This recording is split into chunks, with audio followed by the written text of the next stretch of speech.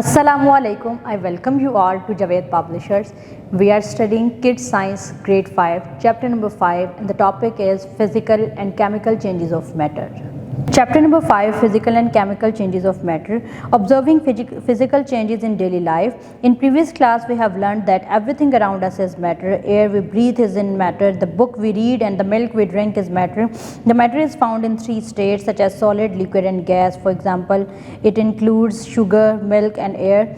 हमने 4th class में भी पढ़ा था कि मैटर क्या है, मैटर की क्या स्टेट्स हैं. हर वो चीज़ जो हमारे इर्द गिर्द है, जिसका मैस है, जिसने स्पेस को ऑक्यूपाई किया हुआ है, उसे हम मैटर कंसीडर करते हैं. हम ये बुक जिससे पढ़ रहे हैं ये भी मैटर है. हम जिस चेयर पर बैठे हुए हैं वो भी मैटर है. हम पानी जो पीते हैं वो भी मैटर है. ये हवा जिसमें हम सांस लेते हैं वो भी मैटर है. हर चीज़ जो हमारे इर्द गिर्द है, जिसका मैस है या जिसने स्पेस को कवर किया हुआ है, उसे हम मैटर कंसीडर करेंगे. Physical changes in matter, a change in which the basic composition of a substance does not change and no new material is formed is called a physical change. वो change जिसमें basic composition जो है वो change नहीं होती और एक नया material नहीं बनता, वही material जो है उसी को compensate किया जाता है, उसे हम physical change बोलते हैं. In physical change, the shape, size and state of substance may change. For example, the melting of wax is a physical change. अब कुछ और examples देखते हैं physical change की. Crushing a can, melting an ice cube, boiling water, mixing sand and water, breaking a glass, dissolving sugar in water, shredding paper, chopping wood, evaporation and condensation of water, stretching and relaxing a rubber band, making paper boat. अब ये सारी चीज़ें जो हैं वो physical changes हैं. जैसे अगर हम बात करें आइस क्यूब मेल्ट हो रहा है तो कोई न्यू चीज़ फॉर्म नहीं हो रही, बस क्या है कि उसकी शेप में चेंज आ रहा है, उसकी स्टेट में चेंज आ रहा है. पहले जो थी वो सॉलिड स्टेट थी और जब वो मेल्ट हो जाएगी तो वो लिक्विड स्टेट में आ जाएगी. हम शुगर डालते हैं पानी में, उससे भी क्या होता है कि कोई एक न्यू चीज़ फॉर्म नहीं होती, बस उसकी जो शेप है वो भी इसमें तो चेंज नहीं हो रही, लेकिन उसकी स्टेट जो है वो थोड़ी सी चेंज हो जाएगी. बॉइलिंग करते हैं वाटर की तो पहले वो लिक्विड होता है, जब स्टीम बनना शुरू हो जाती है तो वो गैस में कन्वर्ट हो जाता है. इस तरह से क्या हुआ, उसकी स्टेट भी चेंज हो गई. श्रेडिंग पेपर जो है, इसमें जब हम पेपर को श्रेड करते हैं तो उससे क्या होता है कि उसकी शेप चेंज हो जाती है, लेकिन बाकी कोई ऐसी चेंज नहीं आती कि जो फिज़िकली उसको पूरा का पूरा चेंज कर दे या कोई एक न्यू प्रोडक्ट जो है वो फॉर्म हो जाए. एक और एग्जांपल इन्होंने यहाँ पे दी हुई है, ब्रेकिंग अ ग्लास. हमारे पास एक ग्लास था, वो क्या था, सॉलिड फॉर्म में था. जब हमने उसको तोड़ दिया तो वो पीसीज में कन्वर्ट हो गया. तो अब ऐसा नहीं हुआ कि ग्लास था तो वो जग बन गया या जग था तो वो ग्लास बन गया. फिज़िकल चेंज में परमानेंट जो है वो चेंज ऐसी नहीं आती कि जो फुली डिफरेंट हो, मतलब कोई भी डिफरेंट प्रोडक्ट फॉर्म नहीं होता. उसी मटीरियल, उसी प्रोडक्ट की जो है वो शायद शेप चेंज हो जाएगी या स्टेट चेंज हो जाएगी या उसका साइज चेंज हो जाएगा.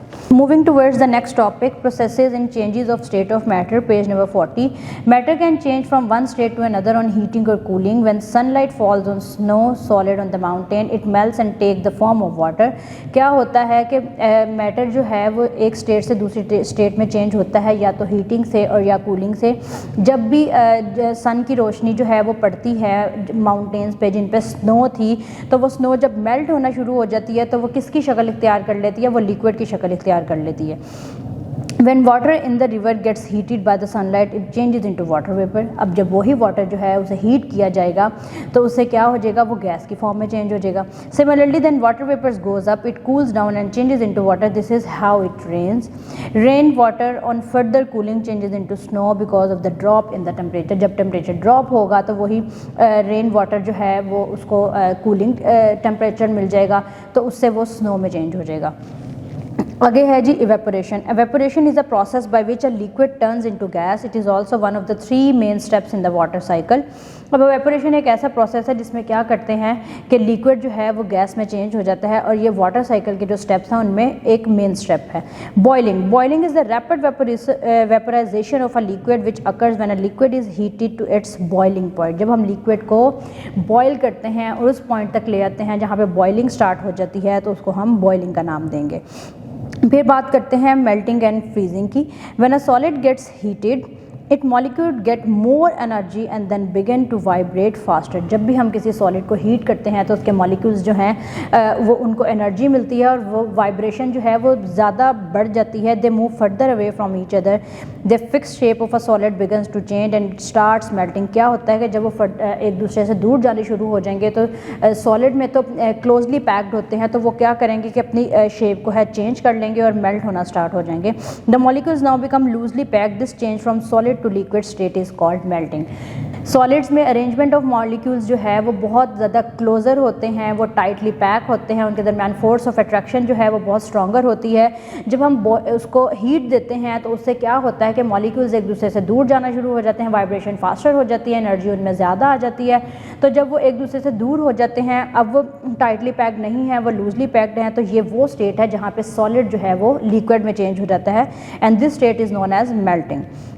When a liquid is cooled, the molecules, अब अगेन पहले हीट किया था, अगर आप कूल करेंगे तो वो मॉलिक्यूल्स जो हैं वो एक दूसरे के पास आने शुरू हो जाएंगे, फिर उससे क्या होगा, इंटरमॉलिक्यूलर फोर्सेस जो हैं वो स्ट्रॉन्ग हो जाएंगी और ये यहाँ पे क्या होगा कि लिक्विड जो है वो सॉलिड में कन्वर्ट हो जाएगा। अब जब वो चेंज जिसमें लिक्विड सॉलिड में कन्वर्ट हो जाता है उसे हम फ्रीजिंग का नाम देते हैं।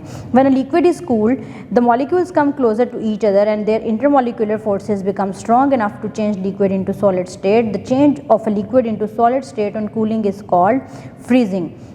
यहाँ पे देखें कुछ उन्होंने एग्जांपल्स पेज नंबर 40 पे दी हुई हैं। Face changes of matter, liquid कैसे सॉलिड में चेंज हुआ, फिर उसके बाद कैसे गैस में चेंज हुआ, फिर गैस में आगे फर्दर क्या प्रोसेसेस हुए कि वो लिक्विड में चेंज हो गए। अब ये सॉलिड आइसक्रीम जो है उसमें टाइटली पैक्ड मॉलिक्यूल्स होते हैं, जब हीट किया तो क्या हुआ, वो मेल्ट होनी स्टार्ट हो गई, मॉलिक्यूल्स जो थे वो एक दूसरे से दूर जाना शुरू हो गए और उससे क्या था, सॉलिड लिक्विड में कन्वर्ट होना शुरू हो गया। उसके बाद थोड़ी सी बात करते हैं हम कंडेंसेशन की। On cooling the movement of molecules in a gas slows down, this molecules come closer and become loosely packed to form a liquid. Gas में मॉलिक्यूल्स बहुत दूर दूर होते हैं, जब हमने क्या किया कि उनको चेंज किया, उनको कूल किया, तो मूवमेंट ऑफ मॉलिक्यूल्स गैस में स्लो डाउन हो गई। अब मॉलिक्यूल्स जो हैं वो एक दूसरे के पास आना शुरू हो गए और लूजली पैक हो गए, पहले बहुत दूर थे तो उन्होंने क्या किया, लिक्विड में कन्वर्ट हो गए।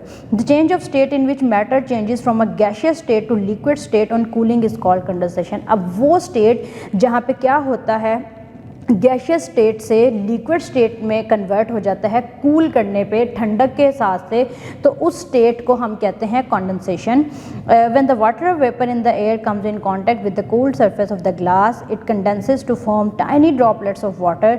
The dew that forms on the glass is another example of condensation. अब क्या है कि आप जब ग्लास में पानी डालते हो, ठीक है, अगर वो पानी ठंडा होता है तो क्या होता है कि बाहर आपने देखा होगा ड्रॉपलेट्स आने शुरू हो जाते हैं, ये भी कंडेंसेशन का प्रोसेस होता है। फिर उसके बाद सुबह सुबह अगर आप उठते हो, आपने देखा होगा ग्रास पे ड्यू ड्रॉपलेट्स होते हैं, वो भी क्या है, वो कंडेंसेशन के मैकेनिज्म से ही होते हैं। कीप वॉचिंग, अपना बहुत सा ख्याल रखिएगा और जुड़े रहिएगा बोलती किताबों के साथ।